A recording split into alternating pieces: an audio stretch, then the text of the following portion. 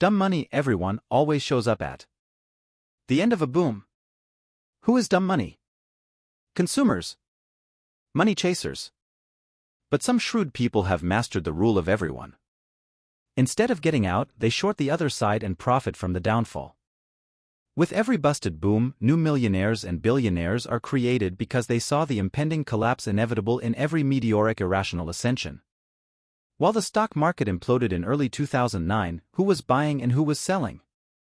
Everyone was selling. I was long gone and sold a year earlier. Warren Buffett was buying. Everyone sells and the richest man in the world buys. Could it be that everyone is wrong? Yes, it could. If you want to live unlike everyone, you can't be like everyone. Don't confuse that with exceptionality. You have to lead the pack and have everyone follow. When the lambs are lining up single file for slaughter, you want to own the slaughterhouse. Chapter Summary: FastLane Distinctions.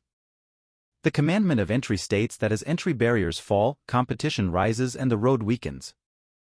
Easy access roads carry more traffic. More traffic generates higher competition, and higher competition creates lower margins for the participants. Businesses with weak entry often lack control and operate in saturated marketplaces.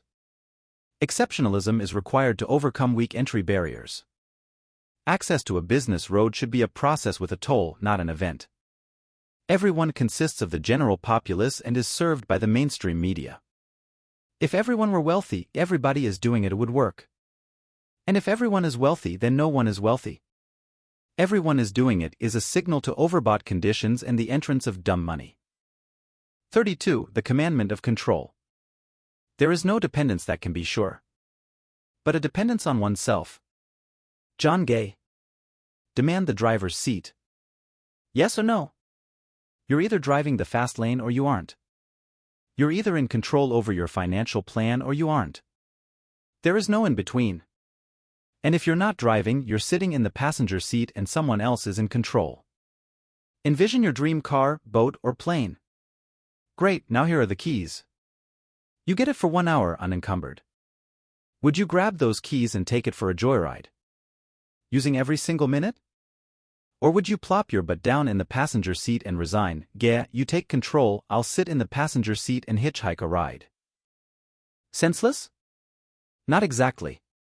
This is how many people approach business. They hitchhike, they give up the driver's seat, and they violate the commandment of control. In doing so, they sacrifice control over their financial plan and ultimately make someone else rich. Hitchhiking a fast lane.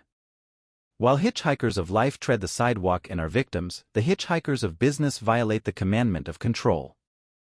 Control St. A business hitchhiker seeks refuge from risk and cowers within the confines of a matriarchal organization. This subservient relationship renders a loss of control and leaves you vulnerable to the actions of the driver. When you control your business, you control everything in your business: your organization, your products, your pricing, your revenue model, and your operational choices. If you can't control every aspect of your company, you're not driving. And if you can't drive, you set yourself up for sudden, unexpected crashes. Fastlane drivers retain control. Those who violate the commandment do not. In general, drivers create MLM companies, they don't join them. Drivers sell franchises, they don't buy them. Drivers offer affiliate programs, they don't join them. Drivers run hedge funds, they don't invest in them. Drivers sell stock, they don't buy stock. Drivers offer dropshipping, they don't use dropshipping. Drivers offer employment, they don't get employed. Drivers accept rents and royalties, they don't pay rents and royalties. Drivers sell licenses, they don't buy them. Drivers sell IPO shares, they don't buy them. So are you driving a fast lane? Or hitchhiking one? If this hitchhiker description describes you, don't get discouraged or defensive. You can't be a driver in every instance. Heck, even I engage in hitchhiking activities. Fastlane hitchhikers can make good money, sometimes boatloads. However, understand this: the driver retains control and makes the big money. At best, the hitchhiker makes good money. Good money versus big money. There is a difference between good money, big money, and legendary money. Good money is $20,000 per month. The cattle call of every network marketing company is, "Hey, wanna make $10,000 a month?" Big deal. Remember your windshield. It's big money only in your head. That's decent money, but nothing that's going to put you into a private jet and 40-foot yacht on Newport Beach. Big money is $200,000 per month. Now we're talking $200,000 every month will make a dent into your lifestyle. When you earn this level of income, life changes. And then there is legendary money, where you earn more than $1 million every month. Outrageous? Not at all. When you leverage all 5 commandments and control your company, $1 million a month is not impossible. To hit big money or legendary money, you need to control your system and every aspect of that system. When you relinquish control and defer power to a higher authority, you cede big money to the driver and accept good money as the passenger. For example, my website offered an affiliate program. My best affiliate consistently earned $20,000 plus per month. Yes, he was making good money. He was the hitchhiking passenger, and I was the driver, controlling the affiliate process. However, think about the danger he assumed. At any moment I could have instituted a new policy that would have reduced his earnings. I drove his income stream, and he absorbed the risk that I wouldn't disturb, alter, or modify the affiliate agreement. And most importantly, as a driver, I was the one making big money. $200,000 per month, while he settled for good money, $20,000 per month. Similarly, you might have heard of a unique group of internet entrepreneurs called AdSense millionaires. Google AdSense is an advertiser network that online content publishers leverage to earn income from their website's traffic. There are affiliates, bloggers, and publishers who earn good money from using Google's AdSense program. Some content providers and bloggers earn 6 figures monthly. Arguably, this is big money, yet Google, the driver, makes the legendary money. No control equals crashes. Think about the dangers of hitchhiking. You get into some stranger's car and you let them drive. Hitchhiking a FastLane is an incredible risk, especially when your family is the cargo. My experience has repeated itself for countless entrepreneurs who learned the hard way. Some background: my forum leverages the Google advertising network, which pays revenue for ad clicks that evolve from my forum. It is a hitchhiking relationship. Google is the driver and my forum is the passenger. A thread at my forum discussed an ebook marketing program. As the thread progressed, a joke was made about a former bankrupt NBA player, and, long story short, the folks at Google claimed the content violated their terms. My ads were terminated and the revenue stopped. Now imagine if this forum and the Google revenue were responsible for feeding my family. Imagine if I relied on it. Imagine if I was earning $15,000/month from these ads, and in one big swoop, it was gone. No control.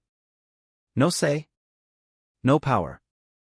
It took me 8 days to resolve the problem, but it exposed the dangers of hitchhiking a FastLane as a passenger versus driving it. For those 8 days, my income from that activity was zero. In any driver/hitchhiker relationship, the driver always makes more money than the hitchhiker and retains a critical component to FastLane's strategy: control. I can't imagine running a company in which another entity has the power to instantaneously kill your revenue stream. If someone can flip a switch and destroy your business, you're playing roulette with your financial plan. The congenital danger of hitchhiking is that you relinquish control to the driver. If the driver crashes into a wall, guess who goes with them? You. The problem with being a hitchhiker is you really never know the driver. The driver could be ethical, moral, and just, or the driver could be corrupt and evil. Either way, as a hitchhiker you waive all power to your driver. He who owns the keys owns the power. Yet millions of people submit to this type of organizational control without pause. They sign franchise agreements, giving control over crucial business decisions, including marketing, ads, and royalties. They join distributorships in which others dictate their compensation structure. Their product funnel is directed by a centralized source. They're told like automatons what they can and can't do. They're held hostage to a corporate patriarch, not realizing that they aren't really their own boss. If you can't change your product, are you the boss? If you can't change your price, are you the boss? If you can't influence marketing decisions, are you the boss? Years ago, I joined a network marketing company. I had a friend who earned good money. Ultimately, the company changed its product line and compensation structure. My friend's income stream was disrupted and eventually disappeared. The asset he created, his downline and cash flow stream, vaporized in a matter of months. My friend had no control despite claiming that he owned his own business. His mistake was to violate the commandment of control. He never had the keys to his business, and his empire was nothing but a mirage founded on false foundations governed by a political party in which he had no voice. When drivers make radical turns and change terms, you have no choice but to go with them.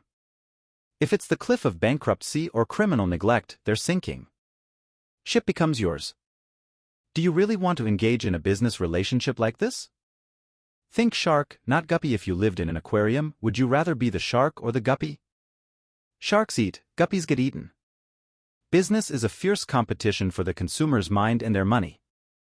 It's an expansive ocean where multiple species wage war over sustenance, money. In this oceanic game, you want to be at the top of the food chain, not at the bottom fighting your way up the top. Build corporate ladders, don't join them. Build pyramid organizations, don't join them. Think manufacture, not retail. To become a shark, you have to think like one. Sharks think big and guppies think small. As a shark, you have to drill down into your belief system and change your mindset. Think globally, not locally. Think to lead, not to follow. Think to innovate, not to copy. The change and transformation from guppy to shark starts with your thoughts as your focus moves from the few to the many. When you engage your FastLane road, be the shark and use the entire ocean as your playground. Ever watch a school of fish? Each fish doesn't act as a single unit. They act in unison as a collective. Unfortunately, most people can't see the danger of this analogy. They're just one fish immersed in a collective controlled by a force greater than themselves. And who is attracted to these schools of fish? The sharks. Be the shark, the predator, not the guppy. Be a driver, not a hitchhiker. Invest in your brand only. Whose money tree are you growing? Are you investing in your brand or in someone else's? Ever sit in traffic and spot a car plastered with decals and stickers of some company? From network marketing companies selling acai drinks to one of the largest makeup companies in the country, these decals are official decrees to the world from the driver. Yes, folks, I invest my life in someone else's brand. They are guppies in a shark-infested ocean.